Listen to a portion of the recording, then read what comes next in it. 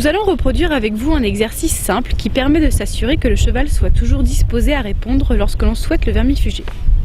Pour cela, nous allons décomposer cet exercice en 7 étapes distinctes. À chacune d'elles correspondra un objectif spécifique qui devra être validé afin de passer à la suivante. Durant l'exercice, il est important de s'assurer que votre cheval est calme. Pour cela, il est nécessaire de réunir différentes conditions. Dans un premier temps, il est préférable de réaliser l'exercice dans un environnement connu du cheval et permettant éventuellement de canaliser ses mouvements. Dans le cas où le cheval s'agite, vous devez faire attention à être bien placé afin de ne pas risquer de prendre un coup de tête. Soyez donc attentif à la position des mains du praticien et du corps du praticien dans chacune des étapes qui vont suivre. Pour finir, vous devez garder à l'esprit à chaque instant qu'il est nécessaire que vous observiez votre cheval afin de bien respecter son rythme d'apprentissage. Matériel. Avant de commencer l'exercice, il vous faut vous munir d'un licol souple et léger, d'un tube de vermifuge ou d'une seringue vide, de miel et de compote. Étape numéro 1. La mobilisation de la tête. Pour commencer, nous allons nous assurer qu'il nous est bien possible de mobiliser la tête de notre cheval en nous tenant à ses côtés et sans que celui-ci ne s'alarme de notre présence ou de nos mouvements. Si le cheval s'agite, il ne faut pas accentuer les pressions, mais le suivre en maintenant la position des mains sur sa tête. Il faut également faire attention à ne pas boucher les voies respiratoires avec la main qui est posée sur le chanfrein. Étape numéro 2. On reprend la position que nous avions à la conclusion de la première étape. L'objectif est donc atteint lorsque la main est à plat, posée sur la commissure des lèvres, et que le cheval ne bouge pas et se détend. Les mains n'exercent alors pas de pression.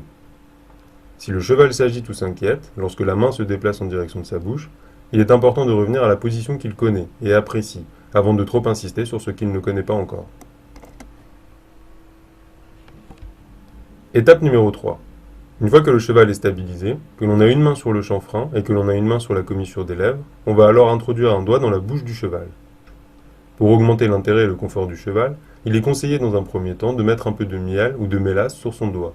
Le risque de morsure est nul, puisqu'à cet endroit précis, les juments, comme les étalons ou encore les hongres, n'ont pas de dents. C'est ce que l'on appelle les barres, qui sont longues de 8 cm environ. Étape numéro 4. C'est seulement une fois que ces 3 premières étapes ont bien été réalisées que nous en arrivons au tube de vermifuge à proprement parler. Récapitulons. Nous pouvons mobiliser la tête de notre cheval, nous pouvons placer notre main à plat sur la commissure de ses lèvres, et nous pouvons introduire un doigt dans sa bouche. Et en bonus, nous savons également s'il aime le miel ou la mélasse. 8e et dernière étape. Une fois que toutes les étapes ont bien été validées et que le cheval est désormais calme et serein avec le tube de vermifuge dans la bouche, la dernière étape consiste à la vermifugation en elle-même. Certaines vérifications préalables s'imposent. Premièrement, faites bien attention à ce que votre cheval n'ait pas un reste de foin ou d'herbe dans la bouche avant de vermifuger, auquel cas il recracherait automatiquement le vermifuge mélangé à l'herbe, ce qui rend le produit inutilisable. Deuxièmement, pour éviter justement le désagrément de voir votre cheval recracher le produit après injection, pensez à bien relever sa tête immédiatement après l'administration et jusqu'à ce qu'il déglutisse.